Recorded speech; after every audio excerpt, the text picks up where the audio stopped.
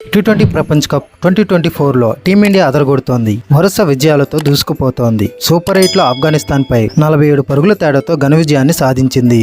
Batting లో మొదట సూర్యకుమార్ యాదవ్ చెలరేగగా ఆ తర్వాత బౌలింగ్ లో బుమ్రా నిప్పులు చెరిగాడు. ఈ మ్యాచ్ లో భారత్ మొదట బ్యాటింగ్ చేసింది.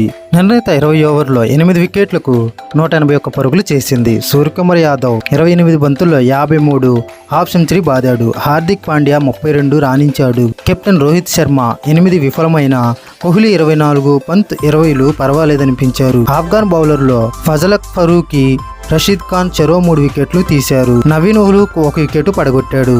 అనంతరం లక్ష్య ఛేదనలో ఆఫ్ఘనిస్తాన్ నిర్ణీత 20 ఓవర్లో 134 పరుగులకు ఆలౌట్ అయింది.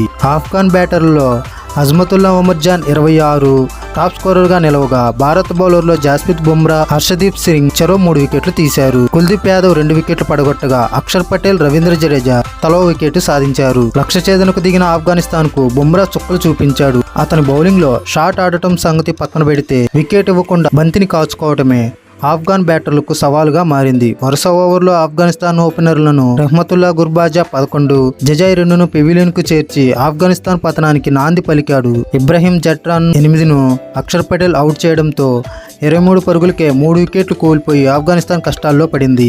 అయితే నాయబ్ 17, అజ్మతుల్లా 26, నజముల్లా 19, నబీ 14 జట్టును ఆదుకునే ప్రయత్నం చేశారు. వారి పోరాటం జట్టు స్కోర్ 100 దాటించడానికే సరిపోయింది. ఆఖరులో హర్షదీప్ సింగ్ చెలరేగాడు. చివరి 2 ఓవర్లో 3 వికెట్లు తీసి ఆఫ్ఘనిస్తాన్ కథను ముగించాడు. ఈ మ్యాచ్ లో బుమ్రా 4 ఓవర్లు వేసి కేవలం 7 పరుగులు మాత్రమే ఇచ్చాడు.